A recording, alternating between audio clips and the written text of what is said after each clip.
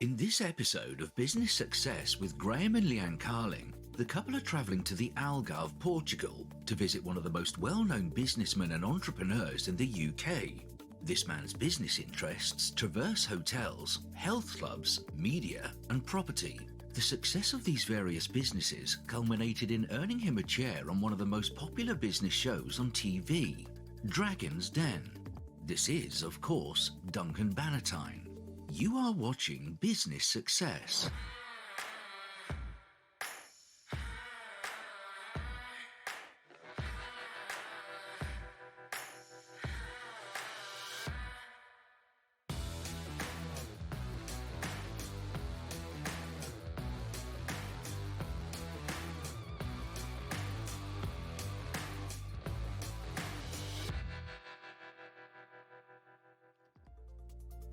Business Success is the program where Graeme and Leanne Carling discuss business with other industry leaders from around the world.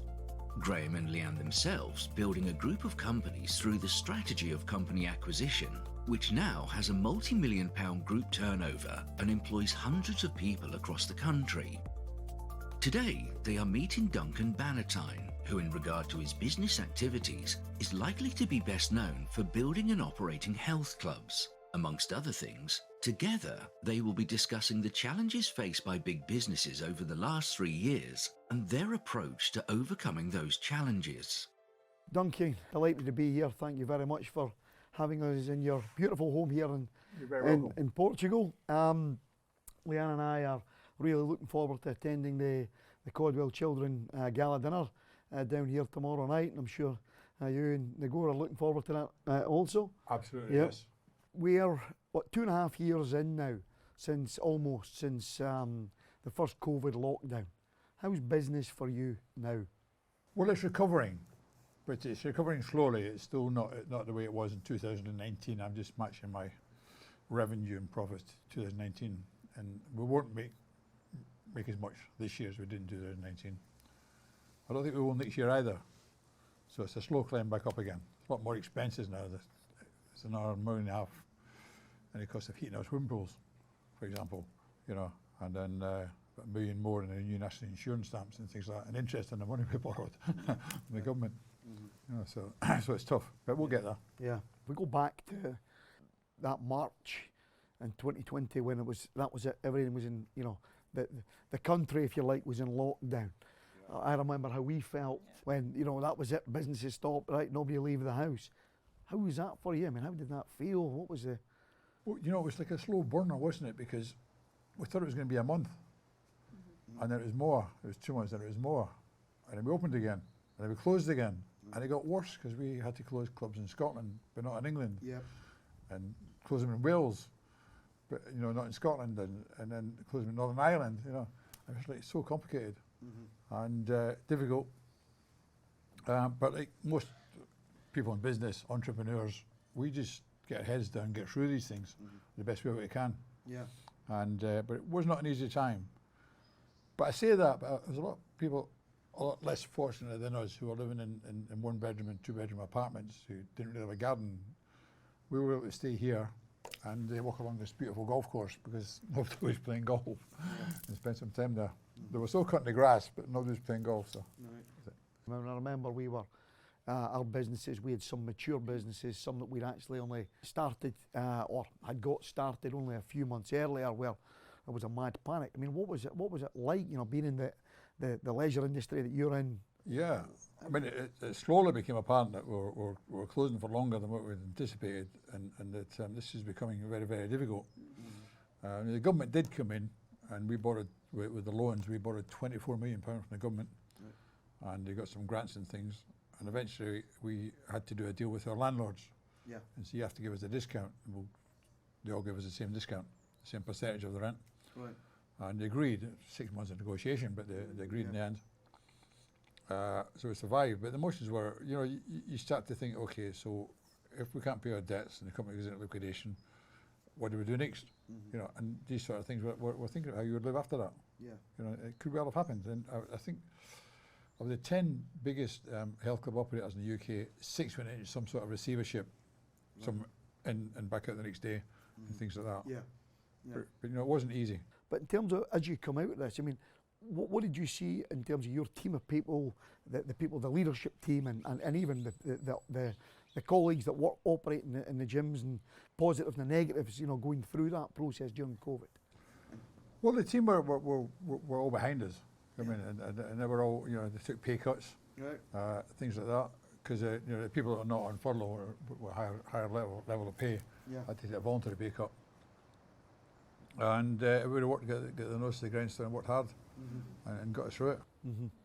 And as you've came through that and you come out the other side, what was the lessons from that period that you're now applying to the company now and going forward, do you see? Yeah, well, we realised we have to be a lot tighter on expenditure, because we can't afford to spend what we were spending on wages and everything else, and rents and things. We've actually got rid of 4 clubs who were making losses or not doing very well.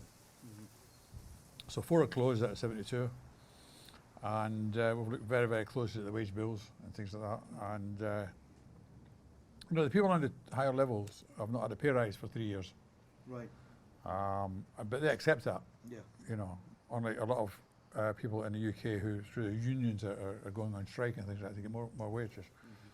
I don't know how the country would survive if everybody got a 10 or 15% pay rise to match inflation just now, because start getting inflation going even faster. And so it's very, very difficult for people like that, and I can understand them. So you don't let you complain, because you know, people are so much worse off than us. Yeah. You know. Yeah. Yeah, but it's just a different attitude to how much we spend. In terms of the business now outlook, are you still looking to grow your clubs, or what's the plans now? If we were approached with a small club that was for sale, we'd look at it. But generally, no. We're still in survival mode. We've still got to pay off. We still owe almost £20 million to the government for the money we borrowed during the pandemic. We've got to pay that back. So we're just surviving, getting through that, paying extra interest that we're paying on a lot of money as well, and extra national insurance stamps, which is all difficult for us. But we'll get through and survive, and probably come out as a better company, but in 2024, not 2022 or 2023. To get to the number of clubs that you got to, was that done organically, or was it through acquisitions, or what was it, a mixture?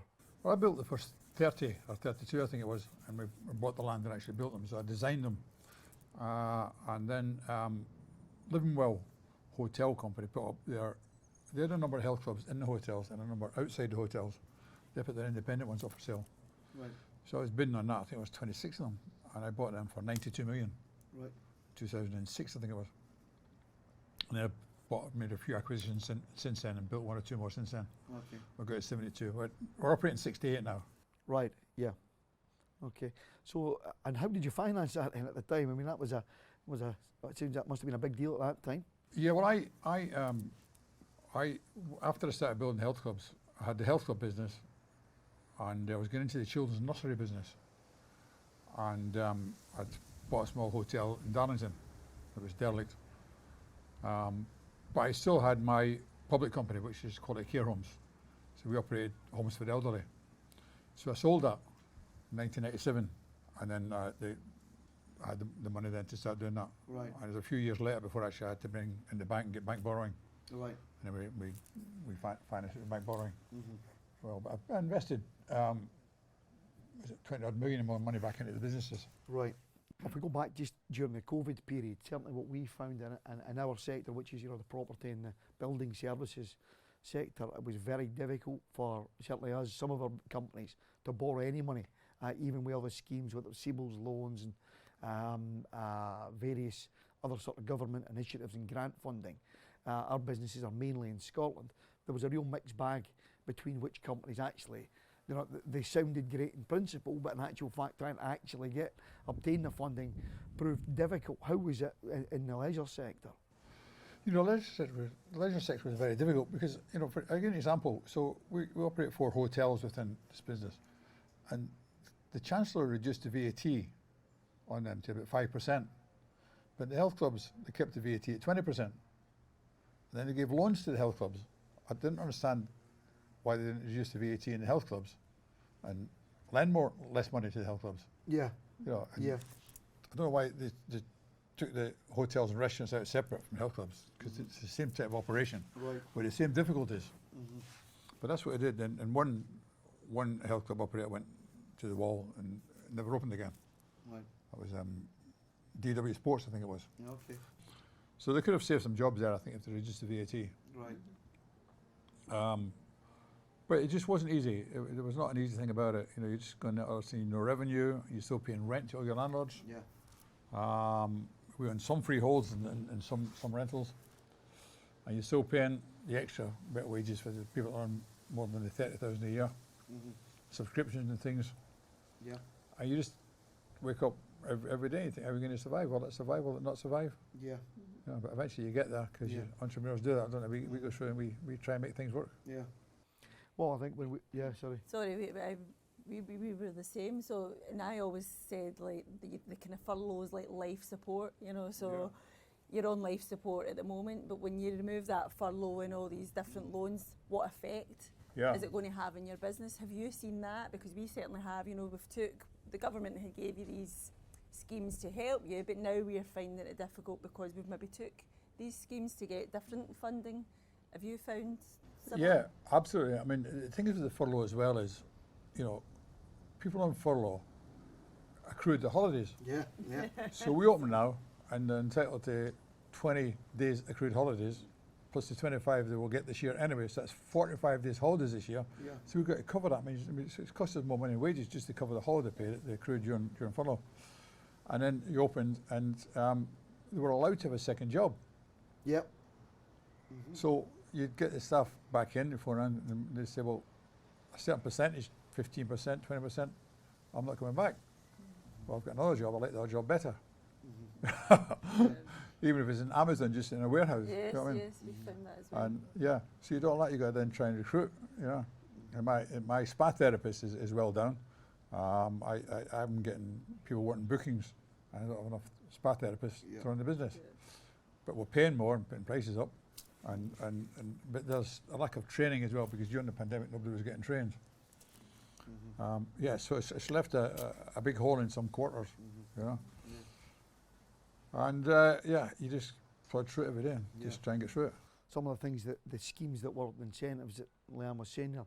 So you were able to defer HMRC payments. We were able to CBILS loans possibly.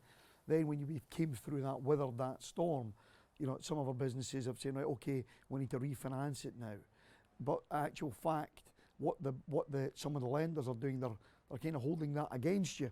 They're saying, well, we don't really like it because you've got the time to pay orders with HMRC, or there's not so much the CBILS loans, but certainly on time to pay orders that we're taking advantage of that you were kind of instructed to do as the first port of call. So we've seen that's certainly affected some of our businesses that actually they don't like the look of that on the balance sheet, or they're a bit some of the lenders are a bit nervous about that. Has that been something you've seen? Yeah, I tell you what, we're getting a little bit of a crisis coming now because our loans are going to be paid off by the end of 2023. Right. So when we do our 22 accounts, you can't get your account signed off. Yeah. If you've got a loan, it's got to be paid within a year. Yeah. And no facility to repay it. Yeah. We'll repay it from revenue coming in, we'll refinance it. Yeah. We know that's going to happen, but you can't sign your accounts off like that. Yeah. So what do? Yeah. I haven't worked it out yet. Yeah. We're talking to the bank, and the bank will either have to extend the loan, Yeah. or I'll do something, I'll refinance before 2023. You can't wait till 2023. Can't wait, no. Yeah. But as an entrepreneur, you'll be racking your brains to find the Yeah. solution. Yeah, look for a good finance director, and she'll work very hard on it, and she'll make something work. Good. So, and this is a question that I've got. I mean, you've obviously live abroad or live overseas.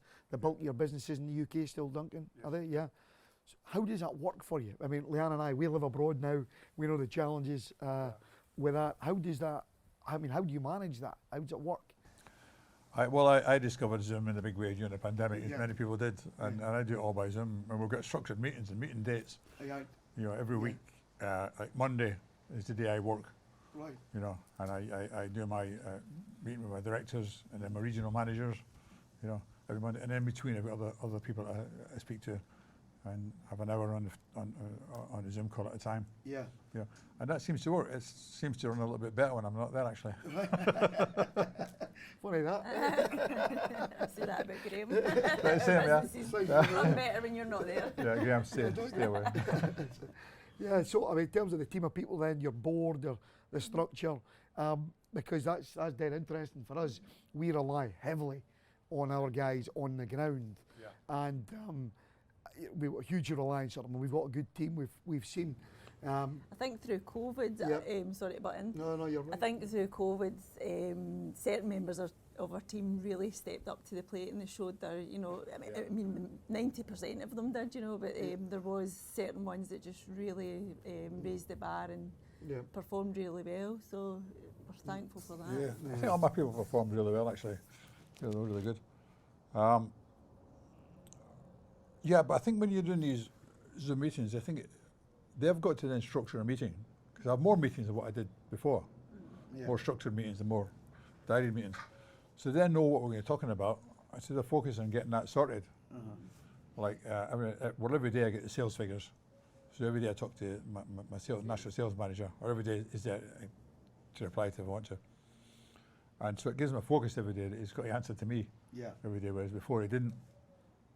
And all the rest of the things, the legal problems, the staff problems, they're all listed, so they've got to come through and see where we've got to with them.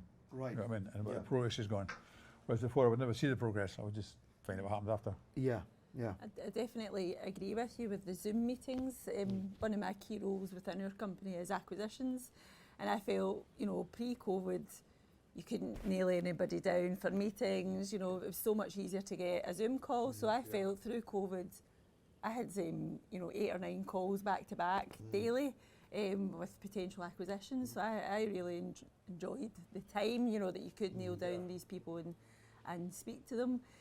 But I do like the Zoom meetings as well, because you can get people from all over on the one call and get so much more done than trying to arrange physical meetings. Yeah, we took over a club in Leeds, which was a Virgin club, and they wanted to dispose of it. And so my team did a video inside it, and I had the plans here. I went through it all and said, we'll do this with that, and that was it. And it worked very well. Yeah. And that's been one of the challenges for us certainly over the last 18 months. And where, you feel the need that you've physically got to be there and driving it forward. Yeah. But in actual fact, I think, we're certainly feeling a better structure now, our board and our team. Don't get me wrong, you've got to keep the momentum going and keep the structure going, and keep the whole thing, keep the vision, setting the vision and all that. That never stops. But certainly right through COVID, we've never worked harder. We've never worked. I mean, we're workaholics anyway. It's 24/7, and we've managed to find a team of people that are like us, similar to us. Now that's taken a while, but it is, like you said earlier on. Before we came on, the golden nugget is you've got to just roll your sleeves up and work hard. Yeah, absolutely. And I found I've got some great regional managers. I've got 8 regional managers who manage the clubs and manage the operations of the clubs, and they're doing fantastic jobs. And they're doing jobs that I couldn't do. I couldn't keep all these. They've got, say, 10 clubs under them, and keep the information on all those clubs and what's happening in all those clubs, and then focus on that every time they go and visit those clubs. But they seem to do it, and they seem to be good at it. You get the right people got to be slotted into the correct place. Yeah. I think that's something that we've found over the years, not just through COVID, is having the right team around you. And advisors, professionals, lawyers, accountants, etc., just to help you on your journey, because we've learned lessons the hard way, costly lessons by having the wrong people. Have you felt that, Duncan? Yeah, I can go back in history and talk about certain people who came. There was a guy who one of the top jobs, and we gave him a job, and he never seemed to do anything. And then one day I went into his office and had a spare key, and opened his drawer of his desk, and the only thing that was in his drawer was a sheet of paper meticulously listed his expenses. This was a top job, and 6-figure salary. He was very good at interviews, though, so he got another job somewhere else very quickly. What is it? Is there an end for you, Duncan? Is there an exit here planned, or what's the No, how my does it look? exit's the day I die. Right, yeah. That's yeah. all the business that I die, and that's it. Yeah. Yeah. Yeah, love that, and I totally understand that. People say to us, when are you going to retire? I say, no chance. No With chance. no Yep. chance of retiring. Why would you? Yeah, why would you do that? So I think when we're looking at it, we're talking to the many people that we've spoken to on these shows, has been everybody's the same. They say we're all the same. Everybody's there's. We just keep going at it. We're if you like in the trenches every day and all that. We're in the sort of building services business. We own our businesses, are residential property with some commercial student accommodation and building services. But you seem to have been, you're in the leisure industry, but you've been very much involved in building developments and building buildings and design and all that stuff. Is that something you enjoy doing? Is that? Yeah, it started when I went into the homes for the elderly, and most people converted buildings, and it was like 3 or 4 in a room, and I wanted all single bedrooms. Yeah. And I found the only way you could do that was to buy some land and build a place. I found a plot of land actually. I was in my ice cream van in Stockton High Street. I parked my ice cream van, I was walking down High Street. I saw this plot of land for sale. I bought it, took a bit of time. And then I built a home for the elderly, all 30 single bedrooms. Yeah. And it was quite unusual, and it filled the next day because people moved from where there was 6 in a bedroom to get a single bedroom. The price was the same because it was paid for by the state, the government. Yeah. And so I then built another one, kept building. And when I saw that company, I did the same with the health clubs. Right. And I sort of sat down and said to the architect, I says, there's too much corridor space. I want to reduce. And eventually we came to a figure of 18% maximum corridor space. Right. And they designed it, and it worked. Yeah. If you've got big open corridor space, you're heating that corridor space. You don't often need it. Yeah. So in terms of actually doing the development, what was it? You were managing the contractor side of it, or were you involved ever in that? No, it'd be a fixed price contract with a contractor, and that would be it. And I had a really good property director at the time, who was very good. Some property people are very good at overseeing a new build, and some managing how your air conditioning works in 70 clubs. It's a different skill I found. Yeah. So he was very good at that business at the time. Right. And he was good. He'd bring everything in inside the budget. It was great. Yeah, and so we build one, then build another one. Yeah. Built 8 one year was the best year, I think. 8. What was that? The Care care homes? homes? Or No, 8 health clubs. 8 health clubs. Yeah, Oh, I okay. think it was in 2001 we built 8. Right. Okay. So Duncan, obviously, very successful businessman. What is it? What would you say has been one of the main reasons for your success? I think the tips I would say is that don't think there's any shortcuts, because there isn't. Work very hard, work long hours, and be dedicated, because anyone can do it. And just really go for it. And as you build the company, you have to build up good people around you. And there's some great people who just want to be in management and don't want to start their own business, and they understand that you've started a business, but they're back in the business. And that's it really. You can be a little bit arrogant by believing in yourself very, very much, and that helps. Yeah. I'm often accused of being arrogant, so I'm doing that well. And if there was a message to your younger self, what would it be? To your younger self, I would say, well, have the confidence in yourself much earlier, because I was in my 30s when I started in business. I was penniless at the age of 30. I didn't even have a bank account when I was 29. So I'd say, be confident in yourself much more quicker in life, And I'd have left school at 15 and started in business if I went back over it again. If you had more confidence. Yeah. Yeah, we say exactly the same. We tell our kids and our children as well, what we should have failed faster. We should have got in the game early. We should have failed faster. Get out of the road, because there will be failings and all that stuff. And our son, he'll be 15 this year. That's one of the things we say to him, encourage him. Look, because it took us, it took me till I think it was 29, 30 or something to really start to and I had a couple. That's how you handle failures. What failures have you? Is there anything there that have given you the biggest lessons in terms of failings? We opened one children's day nursery which failed miserably, and we couldn't fill it, because we built up a children's day nursery business over 5 years and then sold it. It was just in the wrong location. Right. So double check your location. I think that's part of the business. But we made a mistake on one, And I also tried to take over a small public company, which is called Lady and Leisure, and I started buying up the shares. And I spent £1 million on the shares, and they went bust. So I lost £1 million overnight. So that was a bit of a lesson. Yeah. You know, stayed away from buying public company shares after that. What we found is when we get into businesses, or even, you know, if there's problems within the business, we tend to reflect and, you know, what went wrong there, what did we learn, and that's kind of what you're saying.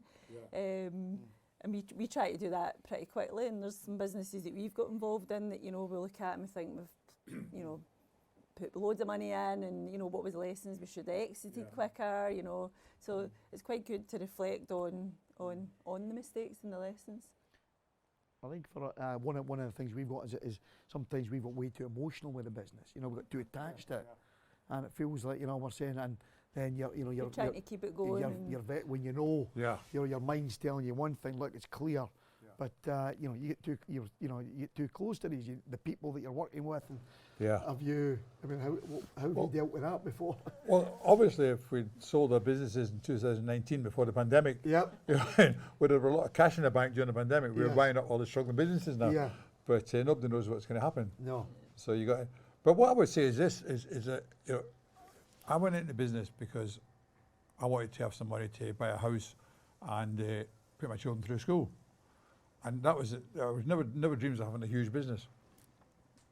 And I would say this: I enjoyed it, I loved it, and you should do what you love. Yeah. And if you don't love being in business, then you shouldn't do it. Yeah. You know, and I mean, I travel with some great guys who are plastic surgeons, and every year I try to fund a mission, and we repair clefts in children. So we do like 250 clefts and a mission in Mexico or somewhere. And all these guys love what they do, and they love the plastic surgery. But they all say we can make so much money doing beautiful women and changing them, doing the breasts, doing the faces, doing things like that. And the husbands will just pay whatever they have to pay. He says, but we come here, he says, we don't get paid for it.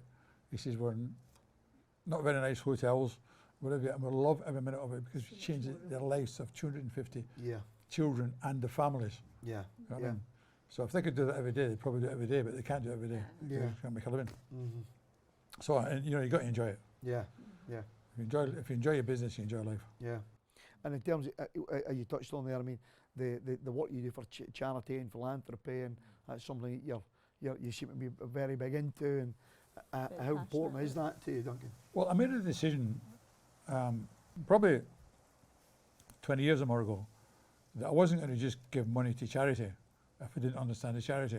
You don't just salve your conscience by sending checks for tens or 50,000 at a time. I wanted to know what the charity did, so I got very involved with UNICEF and worked with them for a while, and I got involved with great charity, Scottish International Relief, who then started Mary's Meals, and they're feeding about 1.2 million people all around the world now, children in schools, and it's amazing, that charity. And if you go and meet I don't know if you met the owner of that charity, the guy who started it, Agnes McFarlane Barrow. No. That's the great charity. You should go and see him one day and go and pay him a visit. And see what he does. And so I knew that there was nothing coming out of that charity. There was nobody in flashcards, there was nobody in big salaries. At the time, Magnus was paying himself about 20,000 a year, I think. And he always travelled economy, and he's like 6'6". So he'd go to Africa on economy to visit the schools that he was building at the time, and then the schools that he was feeding. So every and Operation Smile, they told me how much it would cost to fund the whole mission. And I knew the value there was fantastic. Yeah. It cost less than £1,000 to change a whole family's life by doing the operation. Because what I pay for is the surgeons' hotel accommodation and the food and things when they're there, and the travelling expenses. Right. Yeah. But nobody gets paid otherwise. No. No, and I think that's one of the things that, I mean, we like about the Caudwell Children one. You know, obviously, you can see exactly where you're getting from John and Modesta. You could. Well, we lived and worked just outside Dundee. When we had to go to Edinburgh Airport to get a cheap flight. Now we couldn't afford to fly from Dundee Airport. Yet we were supporting charities, and here they were flying up and down. You know, we could. Fly. So that was always right off-putting for us. You know, so where's all the money going? Whereas, you know, we're going to John Caudwell's fundraising dinner here Yep. tomorrow. And I've been going with John for a while now. Yeah. And John's amazing. He's the billionaire. But I've flown an EasyJet with him. Yeah. You know, Yeah. back from Montenegro and things like that. Yeah. You know, and he just won't waste money. But he funds the whole cost of the Yeah. charity. Yeah. So any money the charity brings in, it's all going to the children Yeah. that he's supporting. There's no money going into the expenses. Yeah. Covers the expenses. They're all Yeah. paid for Yeah. in advance. And that was really important for us when we were looking at it. And yeah, Duncan, listen, thank you very much. Really appreciate your time. Thank you. Nice chatting to you. Beautiful home, and we'll see you tomorrow night. We caught up with Graeme and Leanne to find out what they thought of the conversation. What did you get? I thought it was fantastic. What did you get from it today? What I got from it was that a company as successful as his is still recovering from COVID. It was unexpected to hear. You think people bounce back really quickly, so it just shows you that all sectors are still in recovery mode, and we've spoken about this a lot. The sort of the availability of some of the lending and the funds that were available. The hospitality sector clearly got decimated at lockdown, and the packages that were available that got them through that, ultimately they need to be repaid. So there's this sort of hangover. Yep, you can get through. It got you through that sort of closure time, but as you come back out of it, and there was a lot of speculation that was going to always be the most difficult part was, post COVID, if you like, restrictions. Then the funding parameters that you need to pay this money back. It needs to be paid back. It's not gifted. No, it's not gifted. And interesting that they're still finding their feet in terms of getting people back through the doors. Yep. Obviously coupled with inflation, energy price hikes, all of that going against you. So you've got this sort of period that is really tight until you go back to full recovery. And it was interesting to hear him say that'll be 2024-5 onwards, certainly not 22, 23. What has been a common theme throughout it though has been that the focus on expenses. Duncan mentioned that what it has done is focus the mind, because everybody, when you got no income, the only focus at that point has to be on expenses and trying to bring cash into the business. Yep. So the expenses are automatically the first focal point. So everybody we've spoken to have said the same, and we know ourselves from our business. You've got to be looking at your expenses for running constantly, not just when there's a dramatic event such as a pandemic. Yes. Really. So, no, I thought it was great. I thought he's never going to retire. Well, that's like us. That's like us. There is. Why would you retire if you're doing something you love? I love what you do. Yeah. Never. So again, still got that energy and passion and desire for the business. Coming through the last couple of years with COVID, and still back at it, hard at it. And I think still very disciplined in what he does as well. He has certain calls, certain days with certain people, and Yep. And I think given the fact that he's probably clearly has enough money to retire on and do what he wants, but loves it. It's his passion and it's what drives him on in his life, and always has done. I think the one thing really I took away today, which resonates with us, or certainly has been there is no magic formula to this. No, there is not one thing. It's hard work. And I think a lot of people underestimate it's 24/7. Hard work and commitment. Yeah, and desire and just keeping at it. So when things get tough, when everything's going wrong, that's the time when you double down on your efforts and get going. So, like Duncan said, when the COVID lockdown, there's nothing else for it other than we need to roll our sleeves up and deal with it and just get cracked on. And ultimately, I think that's probably one of the biggest lessons for me, not just for the pandemic situation, but for every tough, challenging situation. We're dealt with different issues or different scenarios every day that, as an entrepreneur, we love finding the solution and making it work, and that's all done through hard graft. Good. No, so I thoroughly enjoyed it, and hopefully, we'll see them again. We'll see them tomorrow night. That's it for this episode, but tune in next time to Business Success with Graeme and Leanne Carling.